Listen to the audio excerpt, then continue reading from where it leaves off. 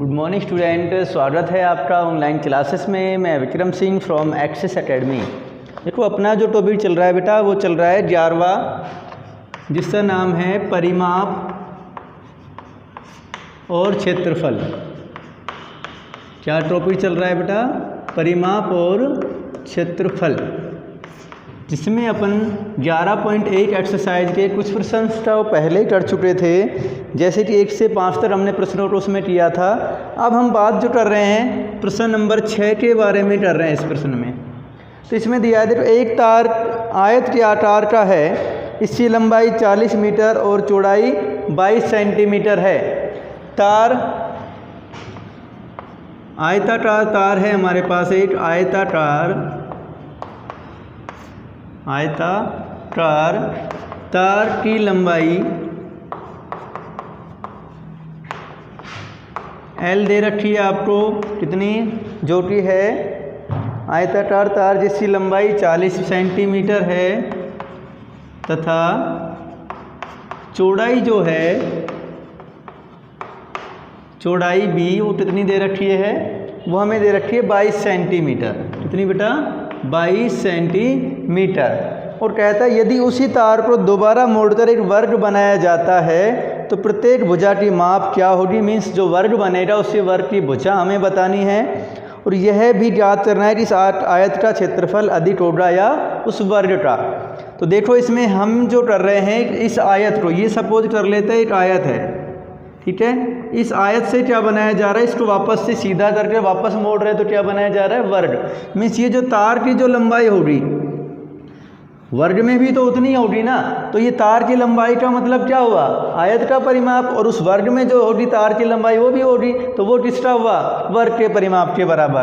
तो हम कह सकते हैं इसी तार को मोड़कर वर्ग बनाने पर, इसी तार को मोड़कर वर्ग बनाया जाएगा, तो वर्ग बनाने पर बने वर्ग का परिमाप जो वर्ग बनेगा उसका जो परिमाप होगा वो किसके बराबर होगा?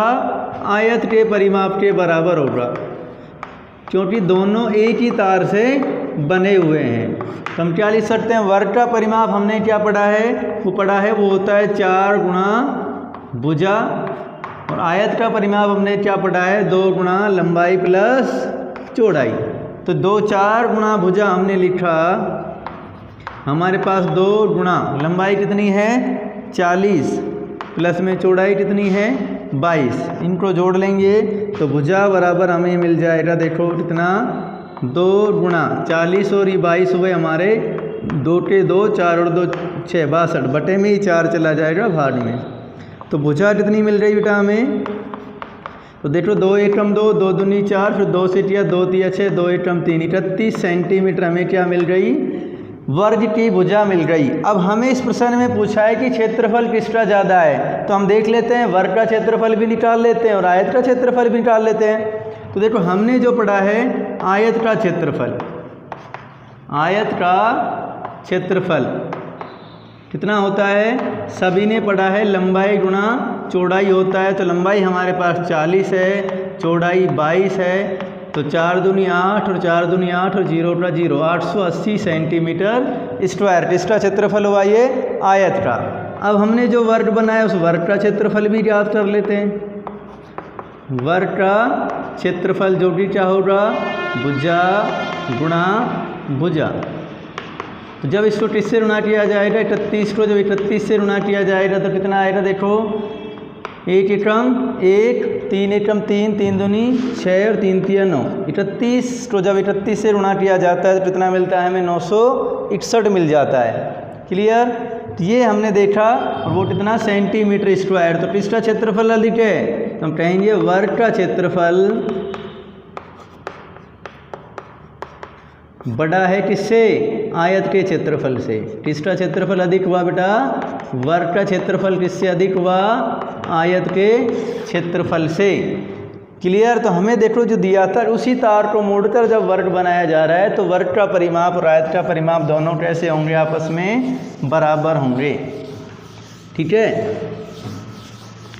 तो अब प्रश्न नंबर हम 7 की तरफ चलते हैं। प्रश्न नंबर 7 जो पूछा गया उसको देखते हैं क्या पूछता है। 7वें में दिया है कि एक आयत का परिमाप 130 सेंटीमीटर है। हम लिख लेते हैं आयत का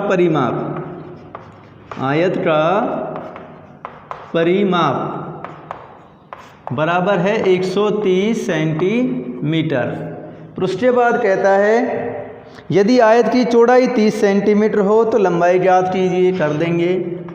आयत की चौड़ाई जिसको हमने b ले लिया, कितनी दे रखी है, वो हमें दी है 30 सेंटीमीटर। इसकी लंबाई ज्ञात करनी है, कर लेंगे हम।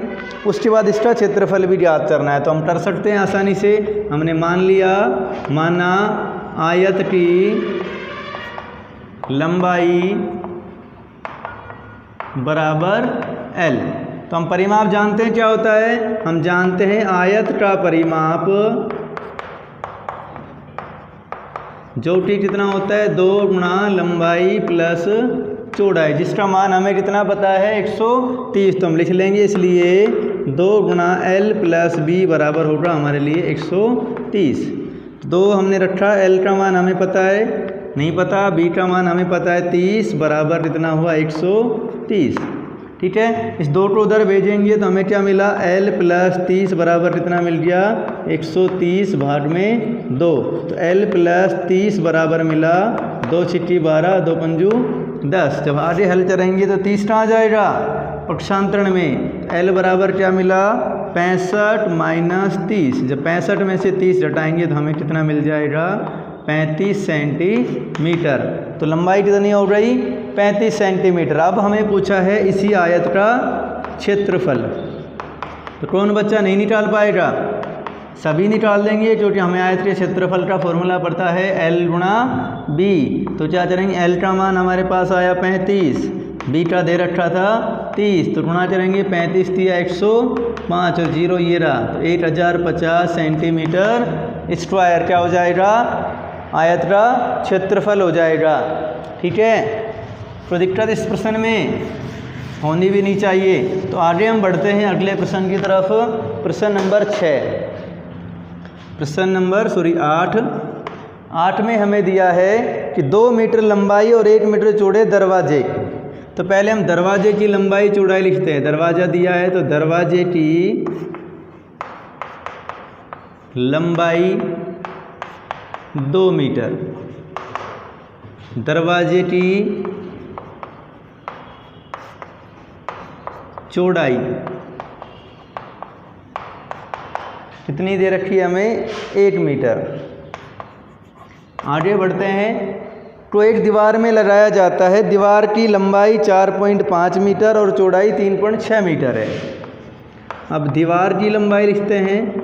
दीवार की लंबाई बराबर 4.5 मीटर, दीवार की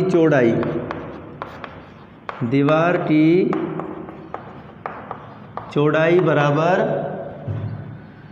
3.6 मीटर।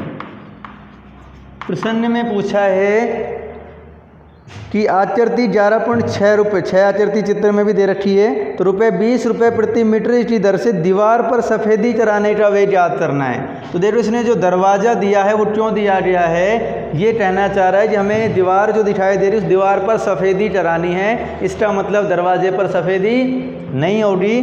तो हमने सफ़ेदी के लिए जो क्षेत्रफल चाहिए वो कैसे निकलेगा, दीवार का क्षेत्रफल माइनस दरवाजे का क्षेत्रफल।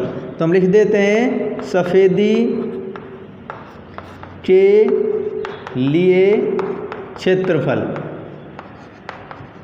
कैसे निकलेगा, तो हम लिख रहे हैं जिसमें दीवार का क्षेत्रफल, तो दीवार का जब क्षेत्रफल निकलेगा उसमें हम दरवाजे का क्षेत्रफल भी निकाल चुके हैं, क्योंकि इस तरह से मान लीजिए ये आपकी दीवार है और इसमें ये दरवाज़ा लगा हुआ है। तो जब हम इसकी लंबाई को और चौड़ाई से गुणा करेंगे तो हमने इसके अंदर का पूरा क्षेत्रफल निकाला है। अब हम दरवाजे को क्षेत्रफल पे ब्रश पे कलर नहीं करना चाहते, इसका मतलब दरवाजे को माइनस करना पड़ेगा। तो हमने क्या कर दिया, माइनस दरवाजे का क्षेत्रफल। ठीक है, इसे हल कर लेते हैं पहले, फिर दर से गुणा करके हम खर्चा निकाल देंगे। तो दीवार का क्षेत्रफल कितना होगा, तो दीवार की भुजा 4.5 गुणा 3.6 मीटर माइनस दरवाज़ा कितना है 2 गुणा 1 मीटर। तो इसको गुणा कर लेते हैं हम। देखो 45 को 36 से गुणा कर लेते हैं, ध्यान दें सभी छोटे बच्चे। तो देखो 5 से 6 से गुणा किया, 6 पंजा 30 हासिल 3, ठीक है। फिर 6 चौक 24 और 3 27।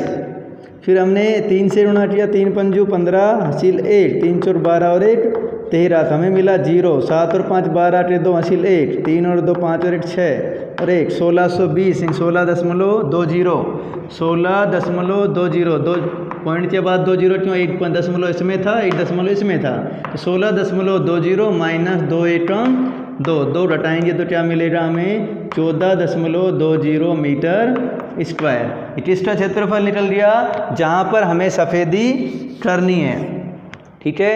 अब हमें देखो दे रखी है सवाल में सफ़ेदी की दर, कितनी दे रखी है सफ़ेदी की दर, सफ़ेदी की दर वो है 20 रुपये प्रति मीटर स्क्वायर, यानी 1 मीटर स्क्वायर के लिए हमें कितना खर्चा देना है 20 रुपये। तो कुल जो खर्च करेंगे हम, कुल खर्च हमें करना पड़ेगा 14.20 हमारा टोटल जगह है जिस पर हमें रन करना है, और किस दर से करेंगे 20 से, तो 20 से गुणा कर देंगे, तो 1 0 एक्स्ट्रा 1 0 एक्स्ट्रा, फिर 2 दूनी 4, फिर 2 चौक 8, फिर 2 एकम 2 दशमलव थे वहाँ लगा दिए, तो टोटल कितना आया 284 रुपये हमें खर्च करने होंगे, ठीक है, जिससे हमारी पूरे इस दीवार पर सफ़ेदी हो जाएगी, ठीक है। तो आज तक के वीडियो में इतना ही, बाकी हम अगले वीडियो में जानेंगे। तब तक के लिए इसको अच्छे से नोट करना है और आपको समझना है। धन्यवाद।